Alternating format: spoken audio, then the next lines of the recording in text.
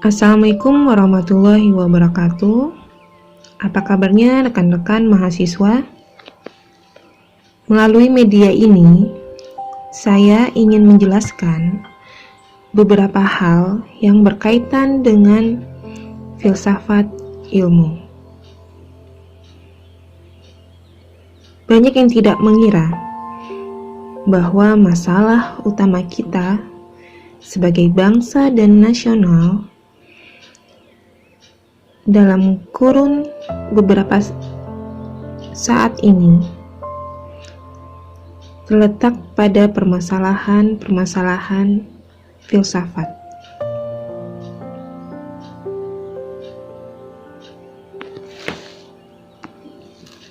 Lebih dari setengah abad yang lalu, kita telah proklamasikan kemerdekaan. Hingga detik ini, sudah 74 tahun kita merdeka. Jika kita bisa berpikir dengan akal sehat, kenapa kita mau berkorban untuk merdeka? Pertanyaan ini filsafatlah yang menjawab. Dengan kemerdekaan, kita mau mencapai kemakmuran dan keadilan.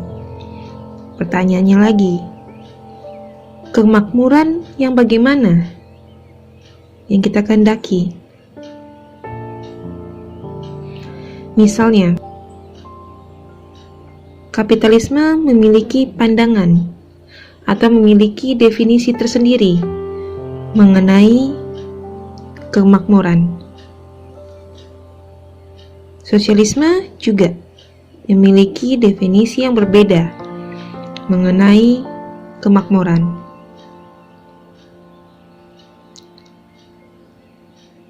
Kemudian juga Islam memiliki perbedaan pandangan kemakmuran dibandingkan dengan komunis. Begitu juga dengan definisi keadilan. Keadilan seperti apa? Yang bagaimana? Yang dimiliki oleh pandangan-pandangan baik kapitalisme, sosialisme, Islam, maka bisa dikatakan pandangan-pandangan ini berbeda. Bentuk kemakmuran dan keadilan yang seperti apa yang benar dan sesuai dengan kepribadian bangsa dan yang sebaiknya kita wujudkan. Kita sudah 74 tahun merdeka. Maka, pertanyaan inilah filsafat yang menjawab. Pancasila adalah filsafat negara Indonesia. Kemudian, apa makna dari masing-masing sila? Apa hubungannya antara sila pertama, sila kedua, sila ketiga, sila keempat, dan sila kelima? Apakah sila-sila itu sebagai kebulatan penuh? Apa pengertian? Apa makna? Apa tujuan?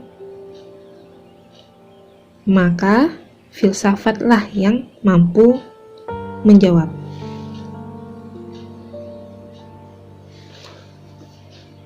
Pancasila bertujuan untuk pembangunan, misalnya. Kemudian, kita membangun untuk apa? Apa maksudnya? Apa definisi pembangunan yang sesuai dengan Pancasila? Apa prioritasnya? Apa yang harus didahulukan? Mana yang diutamakan? Maka pertanyaan-pertanyaan ini akan terjawab oleh filsafat. Mengenai pembangunan, itu berkaitan dengan kemajuan. Kemajuan berkaitan dengan modernisasi. Modernisasi berkaitan dengan globalisasi. Maka, apakah nilai-nilai atau tata nilai modernisasi sesuai dengan nilai-nilai kebudayaan bangsa kita? Sikap-sikap yang dimiliki oleh bangsa ini.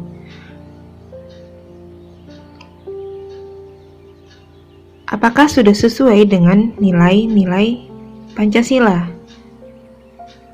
Dan kemanakah bangsa ini berpihak? Westernisasi atau Pancasilaisme? Mana yang baik? Mana yang bermanfaat? Mana yang kita gunakan dalam keseharian kita? Sikap-sikap kita, perilaku kita, keberpihakan kita, kemana? Sekarang tampaknya orang banyak berdebat mengenai permasalahan pergeseran nilai. Lalu ada pertanyaan kembali, apa itu nilai? Siapa yang menentukan nilai? Kenapa ada pandangan bahwa westernisasi itu buruk?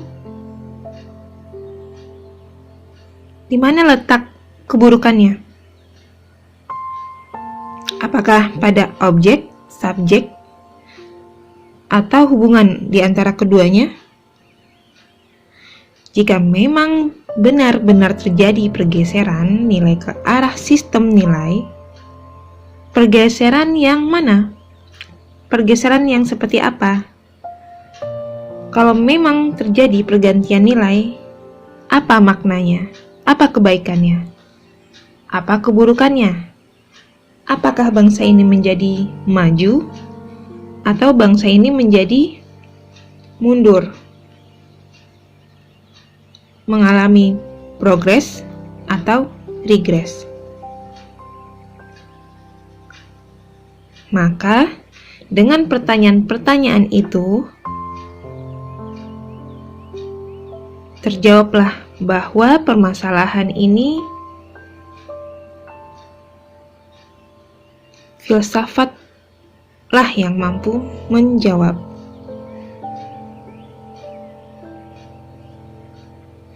Misalnya kita menganggap bahwa bangsa ini adalah bangsa yang sedang mengalami peralihan dari yang bersahaja kepada yang modern.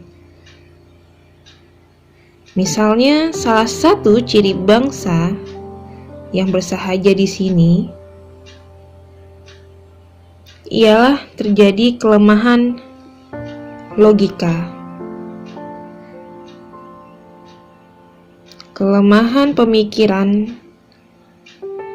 oleh pemimpin. Karena logika adalah bagian dari pengetahuan,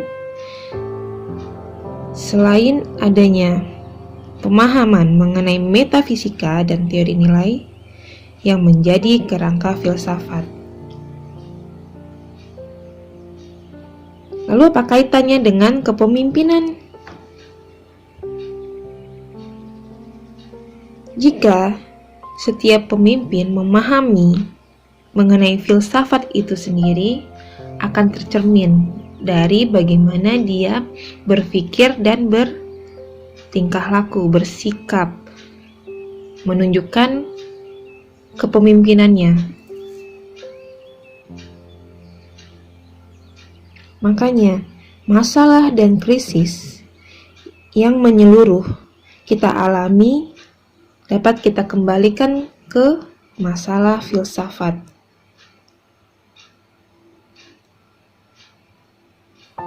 Jika masalah filsafat sudah selesai, maka baru kita menghadapi masalah ilmu. Misalnya kita menggunakan istilah militer, filsafat menentukan strategi dan ilmu melaksanakan taktik. Di mana filsafat berakhir, di situ ilmu memulai. Kemudian pertanyaannya lagi, hingga detik ini apakah kita sudah mencapai kemakmuran? Apakah kita sudah mewujudkan Pancasila? Apakah kita sudah menerapkan nilai-nilai Pancasila dalam kehidupan kita sehari-hari? Jika tidak, apa gunanya Pancasila? Jika gerak kebudayaan kita jauh dari nilai-nilai Pancasila. Jika tampaknya pergerakan kita lebih condong ke arah kebudayaan barat, apa sebabnya? Nah, itu dia salah satunya masalah filsafat yang belum tuntas. Salah satu tujuan dari mempelajari filsafat adalah membimbing ke arah yang serasi, yang baik dan yang benar. Jadi, dapat disimpulkan bahwa manfaat mempelajari filsafat agar mahasiswa dapat berpikir secara lurus, meluas, kritis, sistematik, radikal, dan universal. Karena ciri-ciri yang saya sebutkan tadi itu adalah kriteria dari rata-rata golongan kepemimpinan. Apakah pemimpin kita sudah memenuhi kriteria tersebut?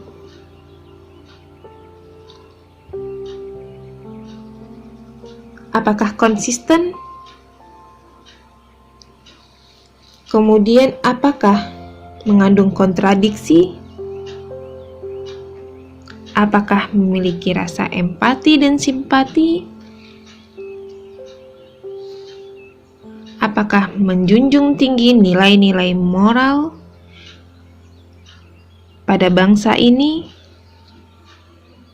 Apakah menerapkan nilai-nilai Pancasila yang sudah hingga detik ini 74 tahun kita perjuangkan secara bersama-sama?